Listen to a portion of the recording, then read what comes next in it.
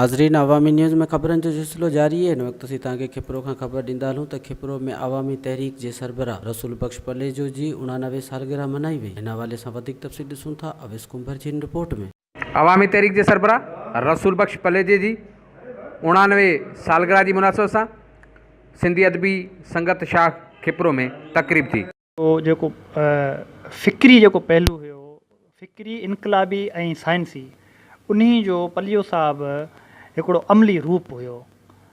माना हुन जे लतीफ़ साईं जे अमली फ़िक्र खे पलीअ साहब पंहिंजी ज़िंदगी जो हिसो बणाए छॾियो।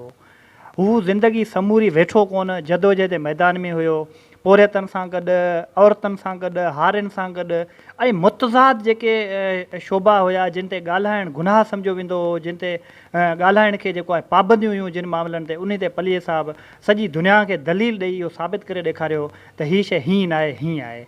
तंहिं करे असां सभिनी जो इहो फ़र्ज़ु बि आहे ऐं ज़िम्मेवारी बि आहे, क़ौमी फ़रीज़ो बि आहे त असां पलीअ साहब जे उन फ़िक्र खे वधीक मज़बूत कयूं ऐं उन रस्ते ते हली असां वरी बि जेको आहे जेका उनजी क़ौम जी जेका अमानत आहे उन खे वधीक क़ौम ॾांहुं पहुचायूं, जीअं असां ख़ुशहाली आज पे ॾांहुं वधी सघूं। अरे जो नालो हुयो, हिकिड़ी यूनिवर्सिटी जो नालो हुयो। पलीअ साहब जेका सियासी तरबियत कई ऐं जहिड़ी तनज़ीम सिंध खे ॾिनी आहे, मुंहिंजे ख़्याल में इहा सिंधियुनि जी हिकिड़ी वॾी ख़ुशनसीबी आहे। उन जे करे फ़िक्र पलीजो खे सम्झण जे लाइ अचो त मुनज़िम थियूं। जीअं पलीजो साहब चवंदो, तालीम, तरबियत ऐं जिदोजहद। उन जे करे पहिरीं पाण पढ़ूं, इल्मु पढ़ूं, सॼी दुनिया जो इल्मु पढ़ूं ऐं उनखे सम्झूं, पोइ तरबियत कयूं माण्हुनि जी, ऐं पोइ जिदोजहद कयूं, जिदोजहद जे वसीले पंहिंजा समूरा हक़ वठूं। ख़ासि करे फ़िक्र फ़हम आहे उहो, उन खां त सिंध सॼी चङी तरह वाक़ुफ़ु आहे।